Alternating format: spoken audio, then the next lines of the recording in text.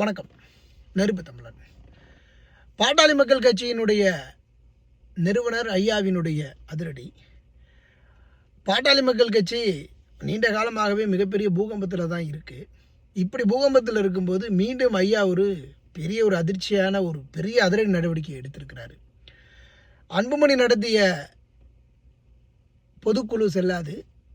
அன்புமணி செயற்குழு தலைவராகத்தான் நான் நியமிச்சிருந்தேன். அதனுடைய காலங்களும் முடிஞ்சு போச்சு.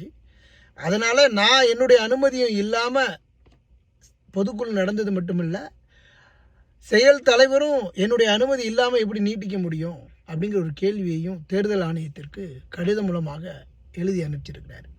இனிமே எனக்கு மகனே வேண்டாம், நான் தான் கட்சி அப்படிங்கிற ஒரு முடிவுக்கு ஐயா வந்துட்டார்.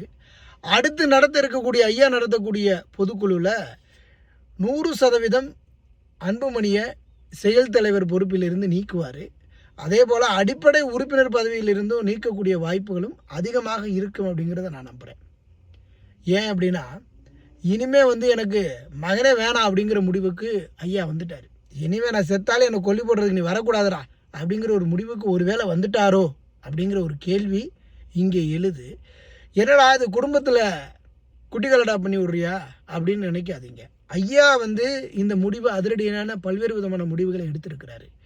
ஏனென்றால் இவருக்கு அன்புமணி கொஞ்சம் விட்டு கொடுத்து போயிருந்திருக்கலாம். இந்த தேர்தல் ஐயா சொன்னது இந்த 2026 தேர்தல் என்னுடைய கட்டுப்பாட்டில் இருக்கட்டும், அதற்கு அடுத்து என்ன வேணாலும் நீங்கள் பண்ணிக்கோங்க அப்படின்னு சொன்னார்.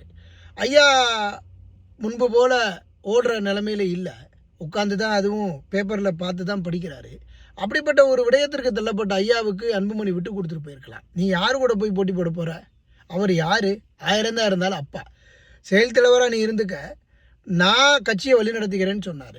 ஏன் ஐயா அப்படி சொன்னாருன்னா, ஐயா திமுகவோடு ஏதாவது நம்ம ஒரு கூட்டணி ஒப்பந்தம் செய்து கொண்டு ஏதோ ஒரு இடத்துல என்னன்னா ஒரு 5-6 தொகுதிகளையாவது வெற்றி பெற்று ஒரு 5-6 எம்எல்ஏ வைக்கலாவது வச்சு மாநிலத்தில் நம்ம ஒரு கட்சி இருக்கோங்கிறத மீண்டும் காட்டிக்கொள்ள முடியும். ஆனால் அன்புமணிக்கு அந்த அவசியம் தேவையில்லை. அன்புமணியை பொறுத்த வரைக்கும் அவங்கக்கிட்ட எங்கிட்டாவது கெஞ்சி கூத்தாடி காலில் கையில் விழுந்து அவங்கக்கிட்ட ஒரு ராஜ்யசபா எம்பி வாங்கிடுவார். ராஜ்யசபா எம்பியை வச்சு அவர் உருட்டிட்டு போயிடுவார். ஆனால் கட்சி அழிந்துவிடும். ஐயாவினுடைய காலத்திற்கு பிறகு கட்சி இருக்குமா அப்படிங்கிற ஒரு கேள்விக்கு வந்துடும். சாதாரணமாக ஒரு 1% வாக்குகளுக்கு இந்த கட்சி தள்ளப்படும். தேமுதிகலாம் இன்னைக்கு எப்படி போயிடுச்சு? 2% வாக்குகளுக்கு போயிடுச்சு. அந்த நிலைமைக்கு தள்ளப்படும் அப்படிங்கிற ஐயத்தில் தான் ஐயா இந்த நடவடிக்கை எடுக்கிறாரு. உண்மையிலேயே அவரினுடைய இந்த எச்சரிக்கையான ஒரு நடவடிக்கை அப்படிங்கிறது வரவேற்கத்தக்க ஒன்று தான் அப்படிங்கிறத நானும் ஆதரிக்கின்றேன்.